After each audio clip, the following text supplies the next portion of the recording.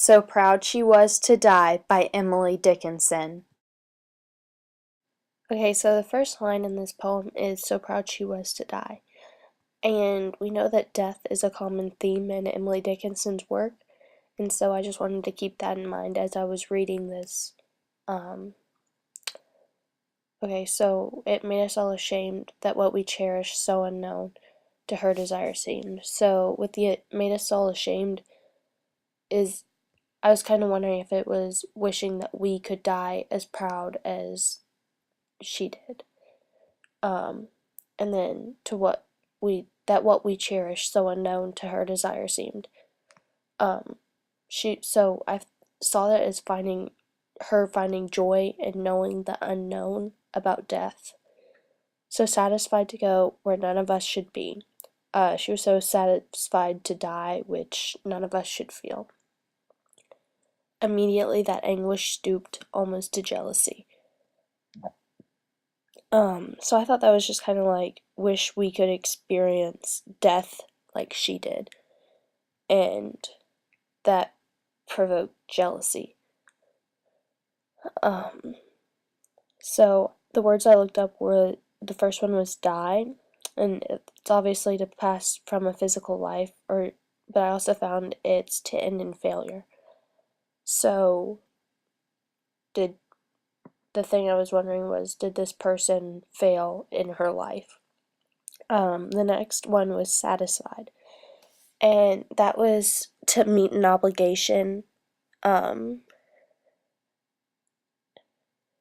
and to put to an end. So I kind of saw that as like her being depressed in a way, because satisfying, like, it's ending something. So is she satisfied that she's dying? The next word I looked up was anguished, and that's tormented or agonized. So with anguish, I also looked up stooped, and that was to yield or submit.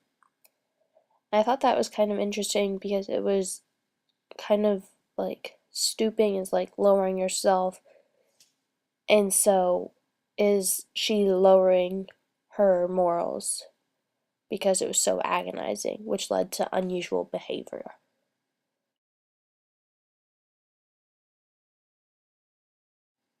American Hero by Czerwonka. So proud she was to die, that cold and weary day, a true American hero, some would like to say. So satisfied to go to the sands, a place desired by few. So goodbye, my dear friend, the world will truly miss you.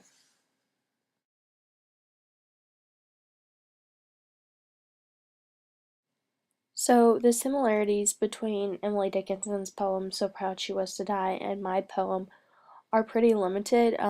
The first and probably most obvious is the first line is the same, but I also did the fifth line, the first line of the second stanza, to be the same as well, because I thought it gave a more dramatic effect to my poem. And the next would be that both poems are have the topic of death. Um, so that's a pretty common theme in Emily Dickinson's poems, though. The final thing that I find that the poems have in common is the second and fourth line rhyme and the sixth and eighth line rhyme. Other than those few things, there isn't really much in common between the two poems.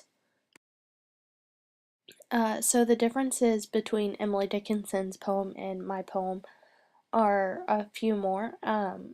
The type of death that Emily Dickinson writes about, to me, is more of a depressed death. It's also has to do with like the jealousy of this person in the poem dying.